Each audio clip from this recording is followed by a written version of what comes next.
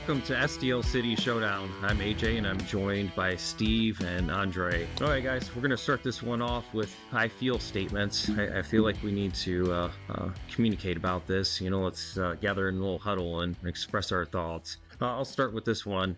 I probably would say I feel like I just want something to happen. At this point, I feel like if we lost 4-3, it would be a much more enjoyable game than 1-0 games losses. Yeah.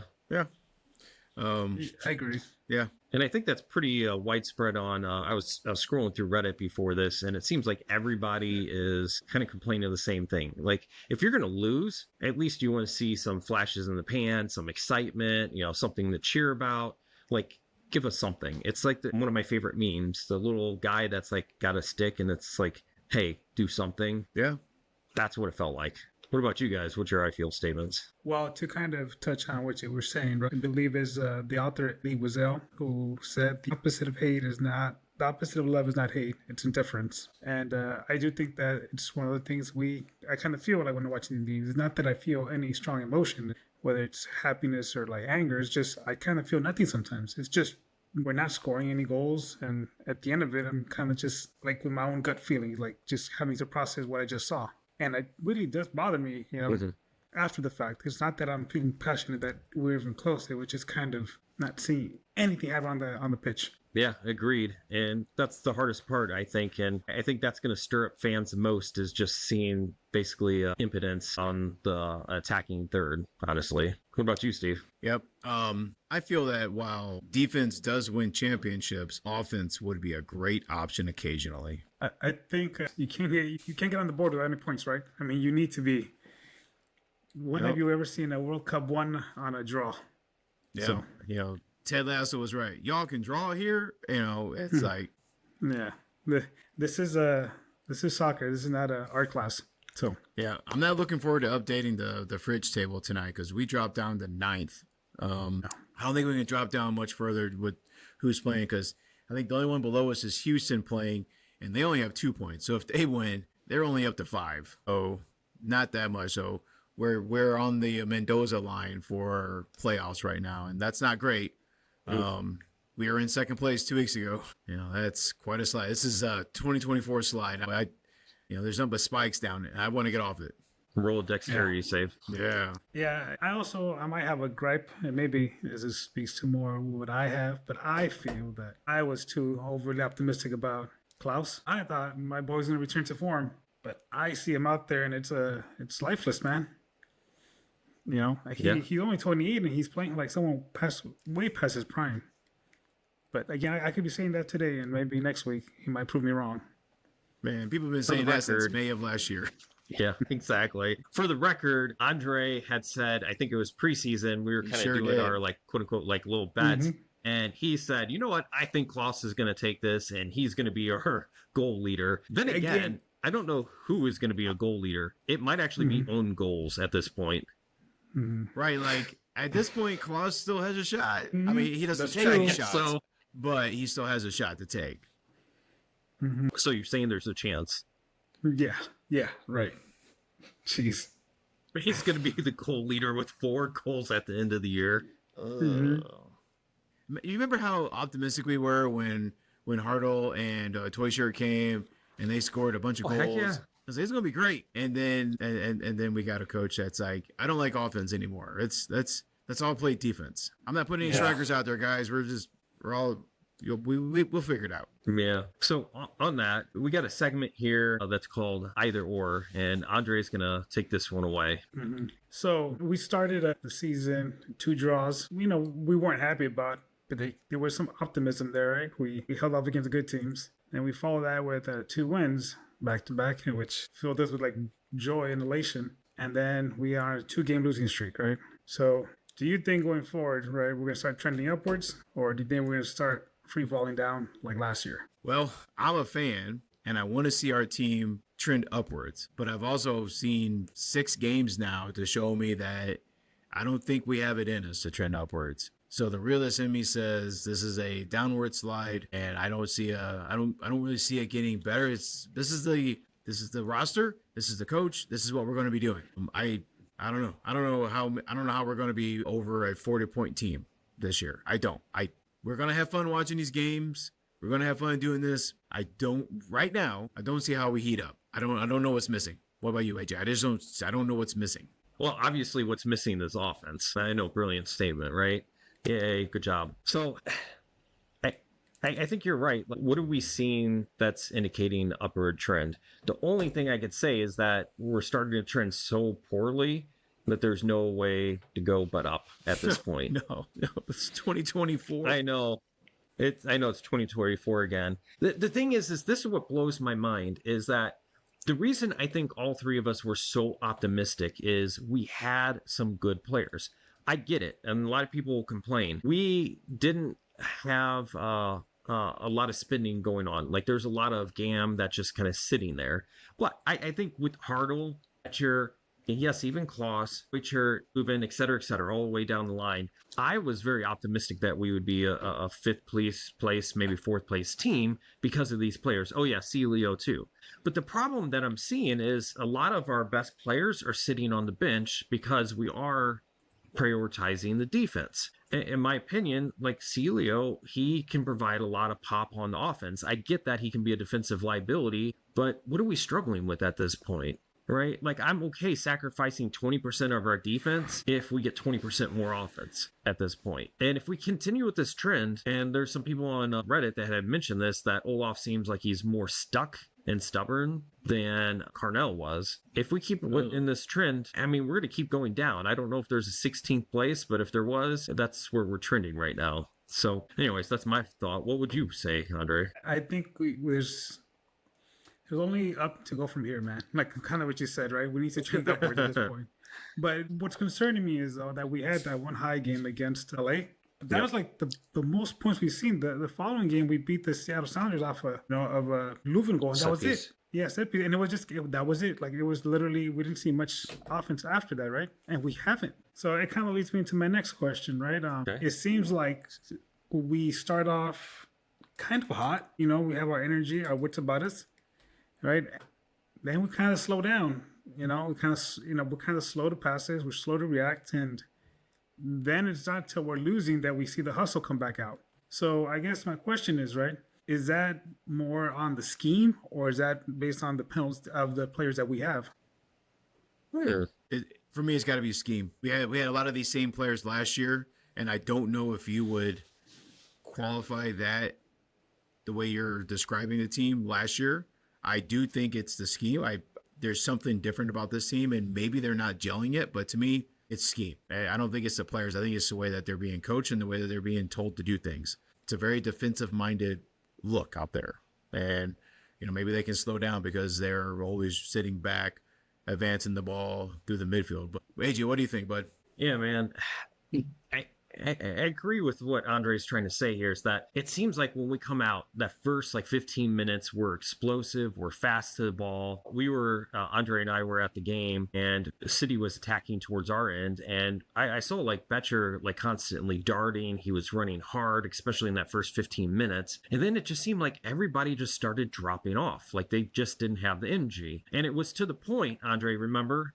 This was 2.5 minutes before the goal. I turned to him and I said, there's going to be somebody scoring in the next 5 minutes here. I was sure of it. Yeah. It just, everybody looked sluggish. And I don't think it was just City. I felt like Austin was also a little sluggish too. I was like, this is just ripe for that goal opportunity. And all we're going to have is just one guy just break down and then boom, you get a goal score. I couldn't really see because it was on the far end, but Steve had messaged us and he said that, oh yeah, Nilsson broke his ankles again. And before we started, I watched the replay and that's a very apt description, Steve. That was perfect. And you actually sent me a little meme with somebody breaking their ankles, of course. Yeah, man. And oh my gosh, he got owned. And that's exactly what I was talking about. That's what the team looked like. They just lost that energy. And it wasn't until after the storm that it seemed like we got our energy back. I don't know if it was just because of the subs coming in or if it's that we got the rest, but it's almost like we were sprinting instead of playing for the marathon, tortoise and hare of sorts. Is that what you were kind of going for, Andre? Yeah, I do think it's a majority of how we're being coached. Then I look at some players like my boy Klaus, and I think, geez, dude, like you look tired out there. You have fresh legs. Like how is that possible? You know? But maybe I'm just picking a bone with him, and maybe that's what it is. But now that we're a few weeks in and the new coach smell has worn off, right? You know, have we seen the best that this team could be with Olaf? Actually, so at the post-game conference, some reporter actually called out Olaf about his lineup today. Someone mentioned Really? like, "Hey, coach, I see that you had mostly defensive-minded players out there, and we probably could have used some offense. Do you think maybe that's something you can change?" And I don't know if he didn't think about it, but he's like, "Yeah." So like even the coach is like, "This is not working." Like that dude guy, he called him out. Like you don't really see that much. The guy basically said like, "Your scheming sucks right now. Can you change it, or should you change it?" And the coach was like, "Yeah, I guess we can." Like it caught him off guard because usually coaches are like, they always give some diplomatic answer. Olaf was like, "Yeah, I can probably do better." Like that was wild to see. That's Interesting. crazy. Yeah. And you know, the thing is after the weather break, we saw a more offensive lineup come up. Like when we had Celio come in, we had Ostrak, and then Timo Baumgartner, can't say his name. Jeez. But anyways, thank you. That guy. That fella. He came out playing basically like a forward. So basically we had a defensive player coming out and playing as if he was a forward. How crazy is that? But yeah, I agree. Like this lineup, I mean, the problem too is like when Celio and Ostrak came out, that was the point that Austin was going to say, okay, we're going to bunker, we're going to go into a low block, we're going to really fortify, and it's going to be really hard to push through that. Just imagine if we had brought out what the lineup we ended with at the very beginning of the game. Do you guys think that would have been different? Yes, because you've got our striker. You got a striker out there, and you've got Celio out there, and you got so many different players out there. Yes, actually put some offensive damn players on this field, and maybe we'll do some shit. Like, yes, I think it would have been it was different. It just didn't work out. Like Steelers actually moving the ball, yes. But the problem I guess I would have with that is, are we putting any emphasis, any focus on the offense during practice, right?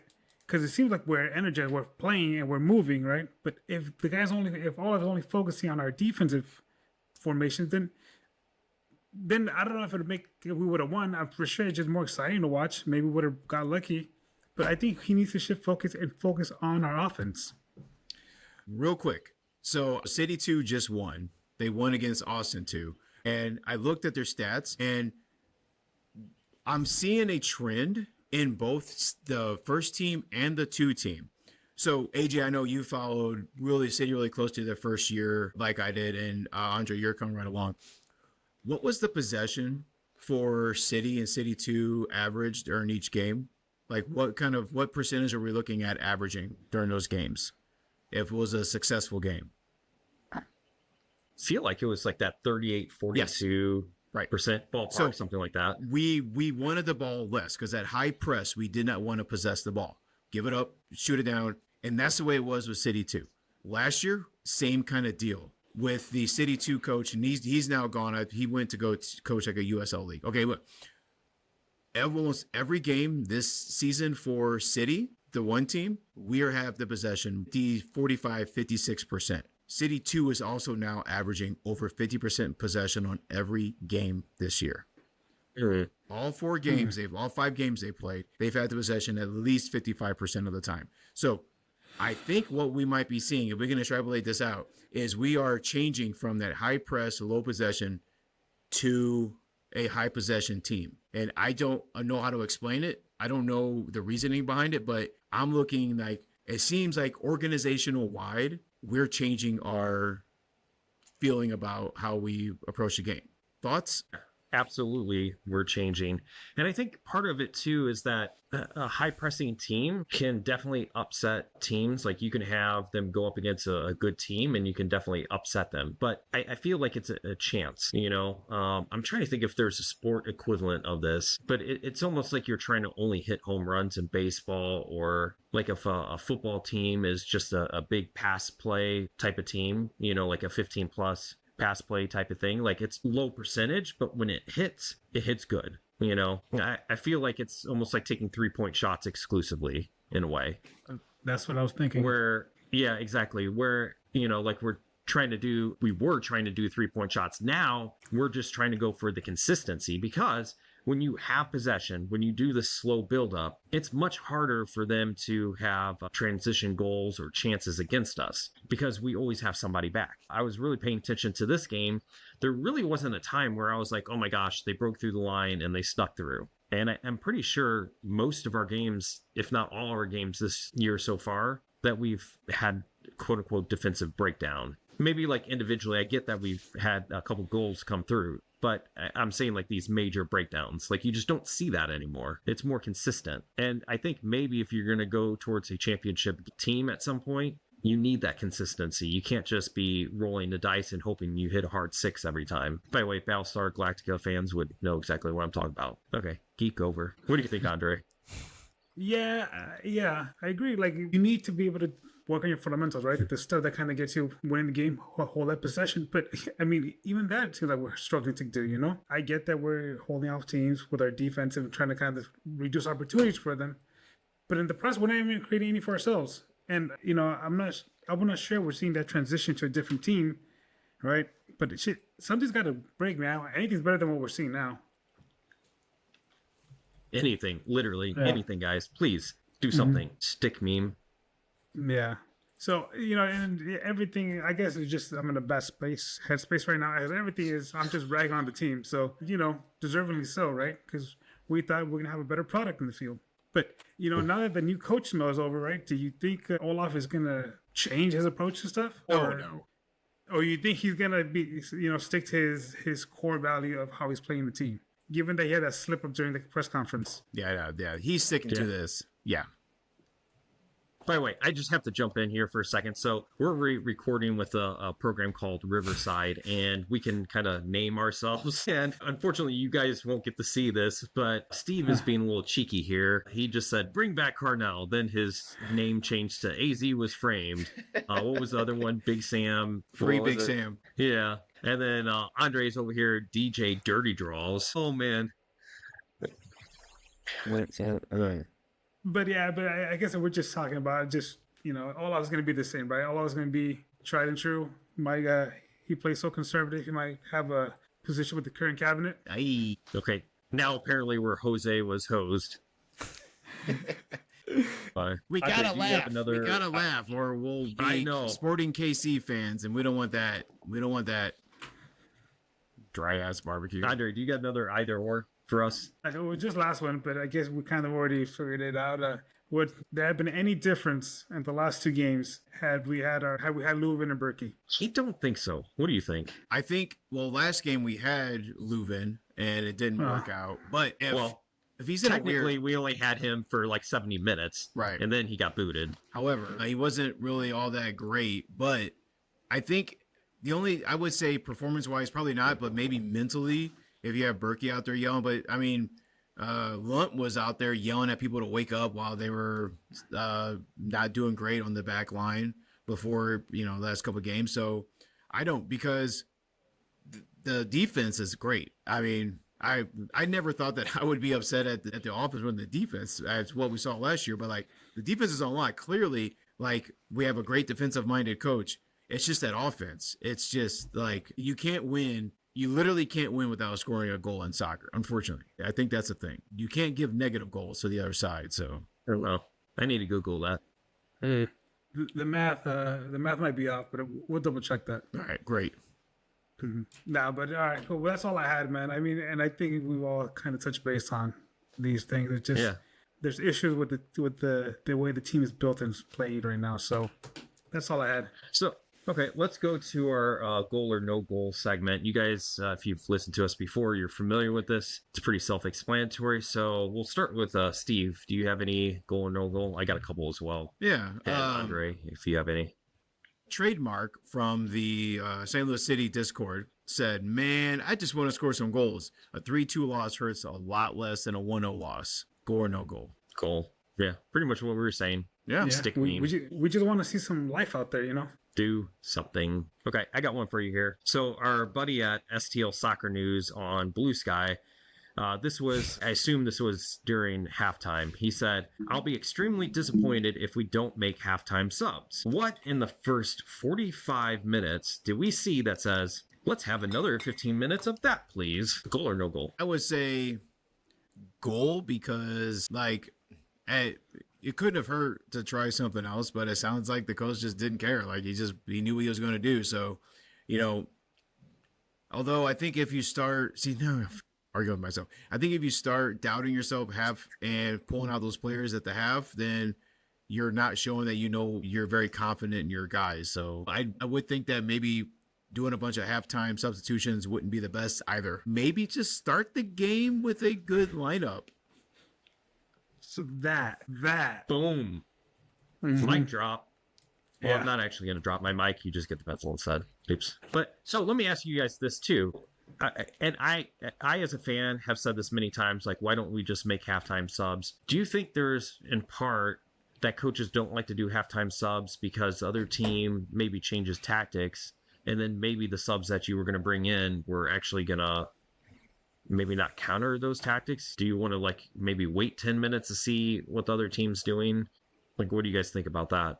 I think there's some. Yeah, go ahead, Andre. Yeah. I know. So I think there's logic to what you're saying. I guess in the case of Olaf, I think he's might be more stubborn to do that. But in general, I think it's kind of, you don't want to change too much of your team, especially with fresh legs like that, because it does change the dynamics of how it's played. I mean, so I don't know. Maybe that's the reason they wouldn't do it. Yeah. I don't know. I don't think I know enough to be able to say like what a good strategy is or not. But from what I've seen, a lot of coaches don't make halftime substitutions, and it's probably just because there's fresh enough legs out there and they should be okay. And you're going to need those players for hopefully change of pace later in the game. It's just such a change of pace that it's that. All right, Moondog.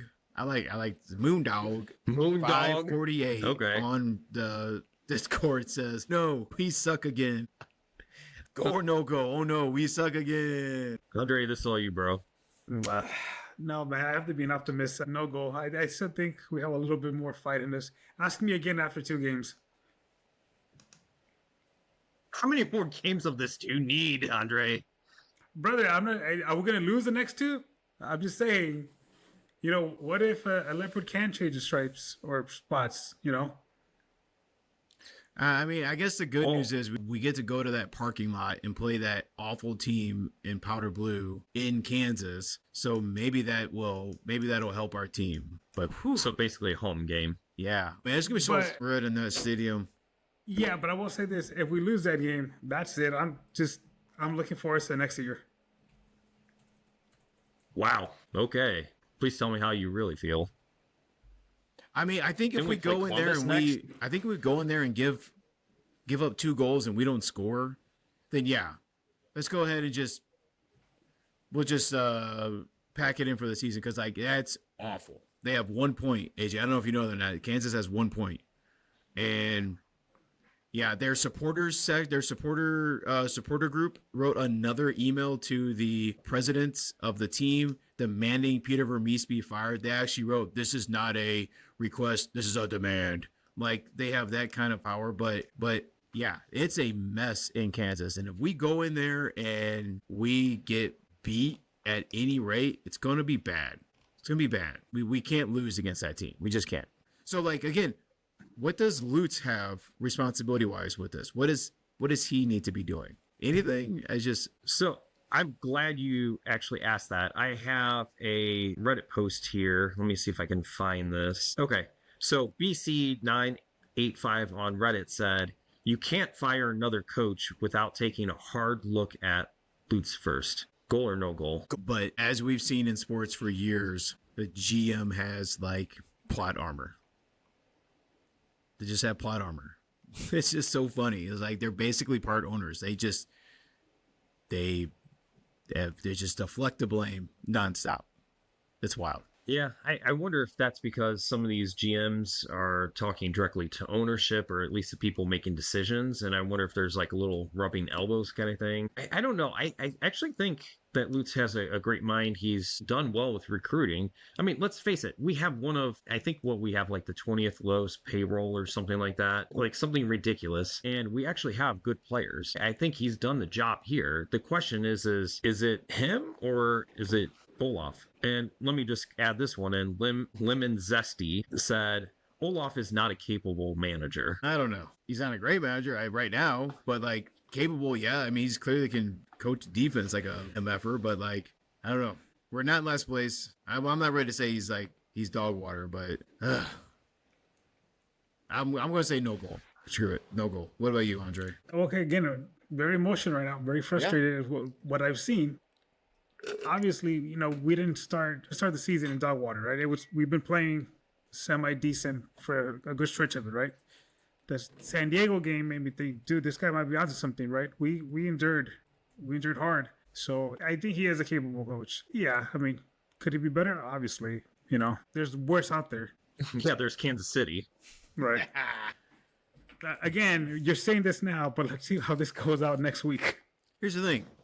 Peter Reese has won 1 or 2 MLS Cups and multiple U.S. Open Cups. So whatever, dog. We ain't got that yet. Now, so let me ask you guys this question. This isn't anybody on Reddit, but how much do you think the coach is truly responsible for a team, and how much a GM, and then just how much luck? In other words, like I always think about this with like Tom Brady and Belichick. Was he really a great coach, or did he just have like a great quarterback and it was mostly just the players that made that team? Well, I would say, for that aside, Bill Belichick had the trust in Tom Brady when, I can't think of his name, when the quarterback went down. I'm going to think of his name, but it's going to burn my butt. But he had the trust in him, put him in, and boom. So the GM builds the team, coaches the team, and the players have to play. So right now, we think we have a very defensive-minded team built by the GM. We have a coach that's a very defensive-minded coach. What we're seeing is the players are being defensive minded all the way around. So like the GM built this team. The coach can only do what he was brought in to do, and the players can only do what they're being told to do. So it's a funnel from the top. Yeah, I guess it's the get a line and keep it in the cage thing. Have the Ferrari, always keep it parked. We have the team, right? We have the talent, but we're not doing anything with it. Yeah, defensively we're there, but can the GM not get us any more offensive talent? And are we even willing to use it? So let me actually do this then. So let's transition to a new segment because this is going to literally answer your question. So let's do coach for a day. So let's pretend we're the coach for this Kansas City game and you have full control over this team. What are you doing? Like, what kind of lineup are you putting out there? Are you changing formation? Are you changing our style? Or are you kind of going out with what we've been doing? Like, what are you guys doing? Well, I'm not putting 5. I'm not putting 5 on the back line. I'm going with that 3-5. What's that? 3-5-2. I am putting a strong back line. We have one of the best back lines in the MLS. We have good midfielders, and we actually play our strikers. Let's play Klaus and let's play Betcher at the same time. Get that nice midfield in there. Get those wingers doing their job. Get the defensive midfielders in there. Let's let them cook, and let's score 5 goals against Sporting. Did I just write the script that works? I don't know. That's good. Again, we were talking earlier about Pompeo. Can he be a liability? Sure. Is he firepower? Sure. Throw him in there, man. At this point, go with a 4-3-3 or something. We just go start swinging from the fences, right? Fortune favors the bold. Yeah, I'll tell you what I would do. My lineup would probably be this. It'd be a 4-4-2, and it'd be a flat middle 4. So I'd probably go from left to right, have Horn, Hebert, and Kessler as my 2 center backs. By far, Hebert should only stay at center back. He should stop playing wing back. And then on the right wing, I could see Valum playing there. That would be fine. And then Leuven Durkin in the mid 4. And then the wingers, I'd put Hartle and Celio. You got to get Celio on that field because he can generate some offense. And then, of course, the 2 strikers, as Steve had said, Betcher and Klaus. We have enough defense. Let's get that 3rd center back off and put a winger up on there. Honestly, I feel like our personnel is better suited for this than the 3-5-2, personally. I don't mind doing a 3-5-2 sometimes, but I also like seeing that 4-4-2, to be honest. And it gets Celio out on there. Yep. Yep. No notes here, Yeah. man. It's almost like Yeah. offense is good for soccer. Mm-hmm. Yeah. So, Steve, you had another little segment here. We've done this a few times, and this is tougher than it seems. So hopefully Andre can school me, and that's guess the player. All right. So what we do here is I am going to give a hint of a current player. We'll do a couple from City and a couple from our guest today, Austin, and we'll see how well you guys know these players. These for the Austin players, they will most certainly be name recognition players. I'm not going to have you guess the center back that comes in the late in the game. I'm not going to do that. All right. So if you can get it in one guess, that's 5 points. Get it in two guesses, that's 3 points. Get it if you need all three hints, that's going to be just 1 point. So let's see. Let me go. All right. So here we go. Hint number one. I was born in Germany and played college soccer in the U.S. This is a City player. That could be all of City. I get it, but I was about to say, well, I'm just going to guess 3 seconds. Horn, just because. Wrong. I'll say Horn. I don't know where he's from, but hey, I'll guess Horn. Baumgartel? Nope. So it's 3. It's 1 strike for each of you. Bozos. All right. Hint number 2 for 3 points. I have spent time as a backup goalkeeper in the MLS. This is a giveaway, but I won the USL Championship Goalkeeper of the Year. That's easy. That's a lot. Yep. So 3 points for AJ. All right. Let's skip over back to the Austin side. Okay. Hint number 1. Ooh. I started my professional career in the MLS, but didn't become a starter until joining Austin FC. Think of like those name players. I don't know where Vasquez. No, he came from. Where did he come from? Save that. My head hurts. Yep. Okay. Got a guess, Andre? Uzuni? Nope. Hint number 2. I'm a goalkeeper known for my shot-stopping ability and leadership. Stuver? It is Stuver. Ding, ding, ding. Good job. Because we were at the game and we saw his back Yeah. quite a bit. So here's the thing. The last one would have been I wear the number 1 and I've been Austin's main goalkeeper since 2021. So he would have gotten that instantly. Yeah, Brad Stuver's a hell of a goalkeeper. He actually got the FOTMOP player of the game today. Stuver did. Yeah. All right, let's see. Here we go. One from City. I was born in Okay. I was born in Germany. I was born in Germany, but I have represented the U.S. men's national team. 3, 2, 1. Hint number 2. Before playing for St. Louis, I played for NY. Oh, Kessler? Nope. Or no, he's not from. I can't believe I said that. Okay, Hebert? I lost my guess. Nope. I think Heber. No, Heber started with City too. He did Canada. Yeah. He's Canadian. Yeah, he's a Canuck. And then hit number 3. I'm a veteran midfielder known for my physicality and defensive work rate. Durkin. No, Or Ken. he started. What the hell? When you said physicality, I was like, all right, that's my boy.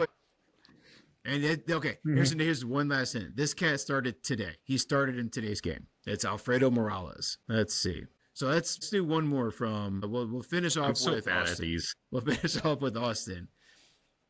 I was Okay. born in the United States, so this is an Austin player. I was born in the U.S., but represent the Mexican national team. Vasquez, or however you say his name. Nope, Is it Sanchez? it's not. I play as a defensive midfielder and was one of Austin FC's first ever signings. Daniel Pereira? And then the third hint would be my last name is the same as a famous former Manchester United and Real Madrid striker. That would have been a giveaway. So Pereira. So there we go. Guess the player. Da, da, da, da, da, da, da, da. So I guess you both would get 30 cool points. Don't spend them all in one place. You can see the door. They'll cash them out for you on the way out. All right, cool. Okay, guys. Before we go, any last thoughts, or is this just too depressing to even talk about anymore? Oh no. This is still great. Still great. Trying not to cuss as much. I feel like Did you just go catatonic, brother? What do you mean? You just went. Oh yeah, I had to just reboot my system. Like I'm trying to keep this PG. But no. So you asked if we're done. No. I still love having this. I love having a team. I love being able to complain about soccer in St. Louis. If this is where we're at, I'm perfectly fine with it. I'd rather be complaining about soccer and then complaining about Cardinals baseball all the time in the spring. Like, I need something else. And then, like, oh, by the way, did you even know the UFL is going right now? The Battlehawks, Battlehawks have played some games. Like, it's going. Yeah. Who would know? Seriously? I think so. Yeah. So, like, we have things to do, and soccer is amazing, and I'm so glad to have it. So I am not too depressed with this at all. It's not great. It's not great. You guys were there. Did you get wet? How was the concourse with all the people smashing in there? Or did you get to hang out in the Ultra Club? We went to Ultra Club. Yeah.